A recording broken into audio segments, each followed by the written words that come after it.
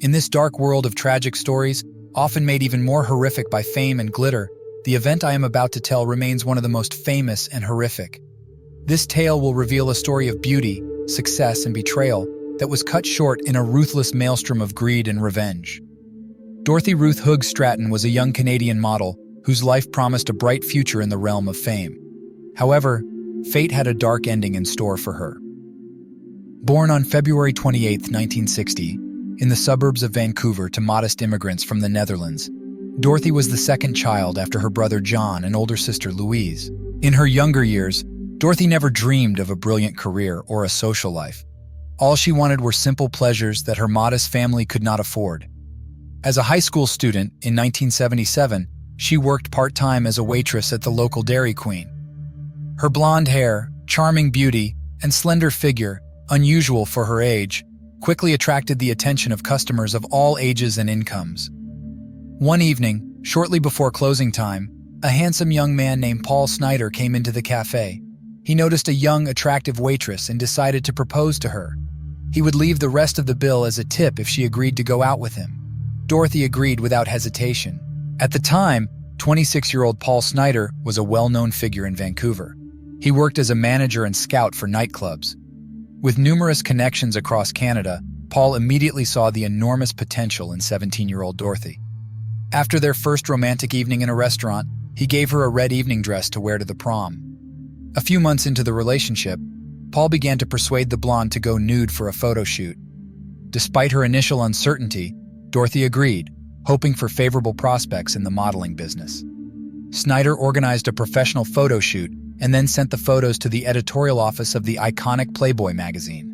Dorothy's photographs made a splash, and she was invited to Los Angeles to participate in a prestigious magazine. Bypassing his parents' prohibition, Paul traveled to the United States with the girl using a forged permit. In the summer of 1979, Dorothy Stratten became the Playgirl of the Month for August, and soon began working as a waitress at the Playboy Club. Being in a new whirlwind of popularity, she felt excited by the interest of rich men who showered her with compliments. Paul Snyder was always there for her, acting as her manager, driver, and organizing her contracts. He gradually took control of her entire life. Soon, Snyder proposed marriage to her, and feeling grateful, Dorothy agreed, despite her family's warnings about the groom's selfish intentions. In 1979, Paul and Dorothy were married in Las Vegas in a modest ceremony. In the following years, Dorothy actively acted in films, demonstrating not only her beauty, but also her acting skills. Her growing popularity brought her considerable fees, with which they bought a house in Los Angeles. Paul was proud of his wife's achievements and controlled her finances and assets. He dictated the terms of her diet, style, social life, even who she should become intimate with to advance her career. Rumors circulated about Dorothy's affair with Hugh Hefner, but the latter denied the gossip, emphasizing the model's high moral principles. Over time, Dorothy realized her husband's excessive control over her life. She hired a new manager and began to avoid Paul on the set. Their relationship deteriorated, and the jealous Paul resorted to physical violence and hired a private detective to follow her. In the spring of 1980, at a party at the Hefner estate, Dorothy met the famous director Peter Bogdanovich, a friend of the owner. He offered her the role of his mistress in his new comedy, They All Laughed. Dorothy accepted the offer and traveled to New York for filming, misleading Paul about the ban on outsiders on the set. In fact, she was trying to avoid scenes with her jealous husband.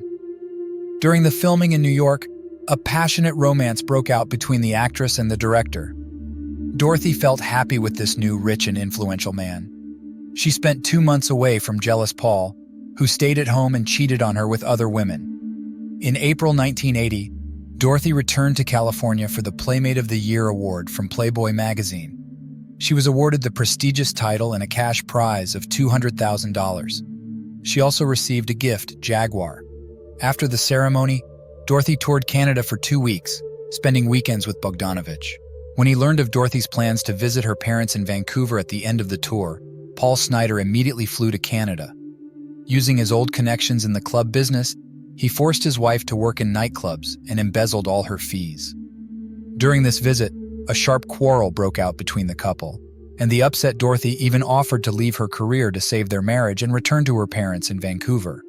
However, she later changed her mind. After the Canadian tour, Dorothy returned to New York to film They All Laughed, ignoring her husband's calls. One day she called Paul herself and asked for more freedom in the relationship. Snyder fell into a deep depression because of his wife's infidelity. It is known that at the time, he was dating an underage model girl, hoping to make her a new PlayBoy bunny. However, he soon realized that she would never outshine his wife's popularity. In June 1980, on their first anniversary, Paul received an extremely upsetting letter from Dorothy. In it, she announced her intention to divorce him and cut off his financial support. This confirmed Snyder's worst fears about his wife's infidelity with Bogdanovich. In response, he hired a private investigator to gather evidence of her infidelity.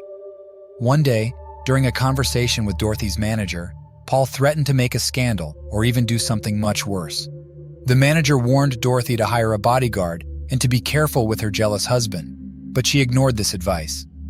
Without a green card as a non-US citizen, Paul faced difficulties in finding employment.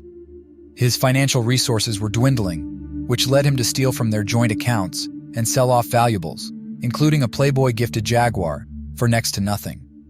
He focused on cash transactions and rented out rooms in their home. Gradually, Snyder began to consider returning to Canada. In mid-July 1980, the filming of They All Laughed came to an end. So Dorothy and Bogdanovich went on a 10-day vacation to England, and upon their return on July 30th, the model moved into the director's estate in Bel Air. The next day, July 31st, Paul Snyder borrowed a firearm from a friend. In the evening, he drove up to Bogdanovich's estate with the weapon and intended to shoot anyone who approached the gate. After several hours of waiting, Snyder drove to a mountainous area overlooking Los Angeles at night. He later admitted that it was there that he was tormented by suicidal thoughts. Paul returned home that night. A week later, on August 8th, he managed to convince Dorothy to meet him at their home. He hoped to restore their relationship by using the same charm he had used to seduce her in the cafe. But Dorothy was no longer a naive girl. She was now a self-confident woman. She openly announced to her husband that she loved someone else and intended to divorce him. Snyder remained calm and asked her to return in a week to discuss the details of the divorce. The next day, Paul desperately tried to get a firearm. He visited many shops, but the owners refused to sell him a rifle because of his Canadian citizenship. Even his private investigator refused to help him buy a rifle. On August 11th, Snyder came across an ad for an antique 12-gauge hunting rifle for sale. He drove to San Fernando, but got lost and never found the seller. 2 days later, on August 13th, he managed to buy the old gun, explaining to the seller that he needed it for hunting. On August 14th, the day before his meeting with Dorothy, Paul insisted that his tenants leave the building for a while to ensure the privacy of his conversation with his wife. Dorothy's managers warned her not to go to the meeting alone, but she rejected the advice, taking with her a considerable amount of money as a token of gratitude for the years of cooperation with Paul. The model hoped for a peaceful divorce. Dorothy arrived home around noon. Shortly after her arrival, she received a phone call from her manager, a security check with a pre-arranged code word to be used in case of a threat. Dorothy assured the caller that everything was fine and quickly ended the conversation. The beginning of the conversation between her and Snyder seemed quite calm. However, the situation soon spiraled out of control. In a fit of senseless rage, Paul grabbed a shotgun and killed his wife with a shot to the face. According to some reports, after committing this brutal murder, Paul Snyder committed an act of necrophilia with the body of his late wife before turning the gun on himself. At 8 p.m. that day, the tenants returned to the house and found Dorothy's car parked. In the living room, they saw her purse. Assuming that Paul had reconciled with his wife and that she was in the bedroom with him, they moved away so as not to disturb the couple. Meanwhile, Dorothy's managers were becoming increasingly concerned about her silence on the phone. At midnight, they were finally able to reach someone at the Snyder home. The tenants took the call and after a conversation finally decided to check the couple's bedroom. There, they were greeted by a horrifying sight. Both Dorothy and Paul were dead. A forensic examination revealed that 20-year-old Dorothy Stratten died about an hour after arriving home. Her 29-year-old husband, Paul Snyder, passed away about an hour later. Hugh Hefner was one of the first to learn about this tragedy. He personally told his friend Peter Bogdanovich the terrible news. Upon hearing about the death of his beloved, the director fainted from shock and was subsequently sedated for a long time. At the time of the incident, the August issue of PlayBoy had already been sent to press, so the editors did not have time to change its cover. As a result, it featured a photograph of the murdered Dorothy Stratten. However, in the PlayBoy calendar, her image was replaced with a photo of another model. Hugh Hefner expressed his opinion on this horrific story. There is a stereotype that a poor girl from a small town gets on the pages of a magazine, moves to Hollywood, builds a brilliant career, and tragically dies at the peak of her abilities. But this is not always the case. Paul Snider was a sick egomaniac who realized that his lucky ticket was slipping away from him, and that's what drove him to commit this horrible act. Peter Bogdanovich took over the organization and financing of Dorothy Stratten's funeral.